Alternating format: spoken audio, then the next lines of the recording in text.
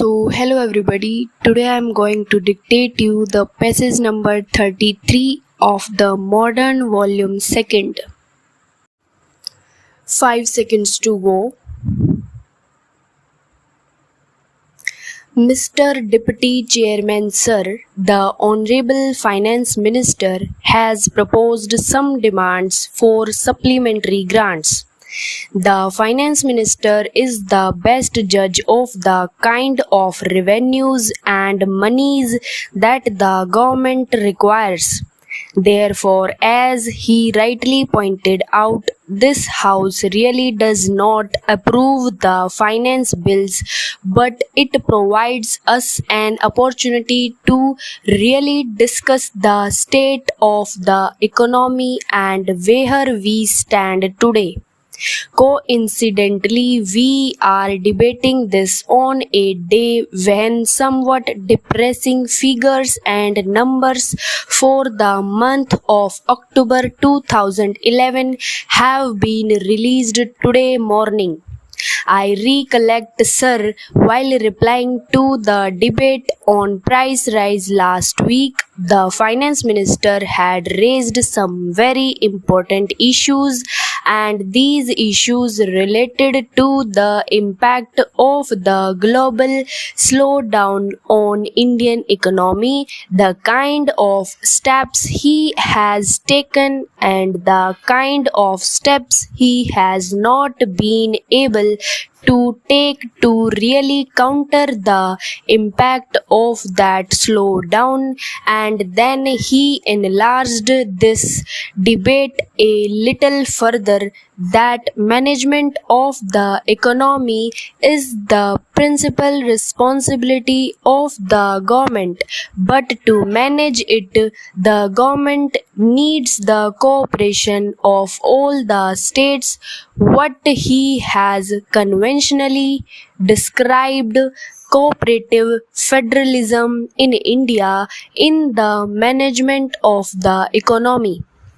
He also spoke in terms of the larger political consensus which is required in the matter of the management of the economy.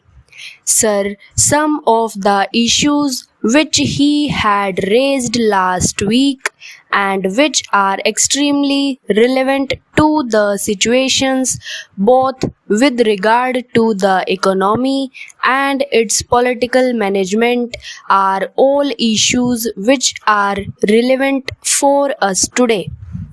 I would say at the very outset that I partly do agree with him.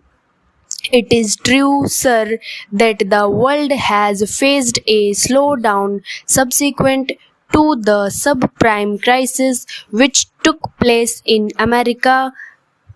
Its impact was felt in Europe.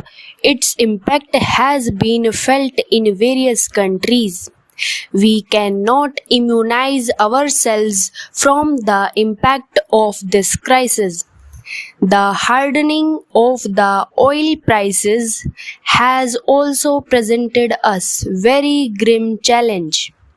But then let us also recollect that over a decade ago, when a very severe East Asian crisis took place, we countered it and we survived it reasonably effectively.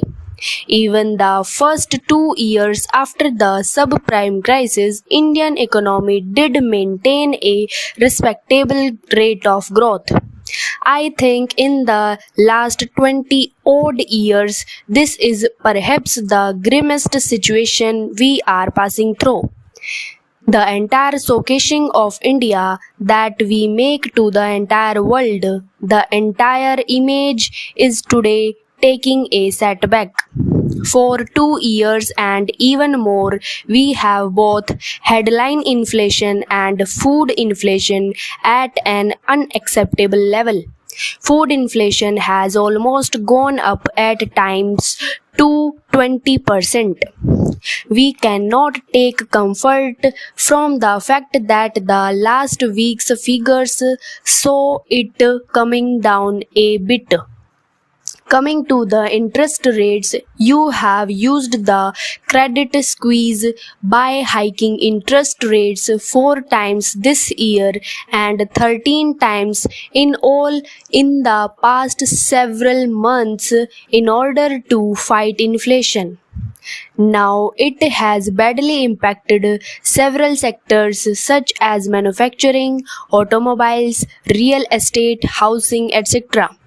Now if it goes back to 12, 14 and 16%, this is likely to impact all these sectors extremely adversely. The cost of capital goes up and your industry therefore becomes non-competitive compared to their competitors internationally, particularly the low-cost economies. The impact of that is going to be that our entire manufacturing sector is going to be hit, and once you have sectors like real estate, housing, where loans have become costlier, being hit, the spiral effect of that on cement, on steel, on job creation, on construction labor, etc. is also going to be huge. Sir, I regret to say that the past 3 to 4 years had seen a sudden decline in the decision-making process as far as the economic policy decisions were concerned. Major decisions were being shelved on one ground or the other, and this is a subject which I will deal with at some length during the course of the discussion today.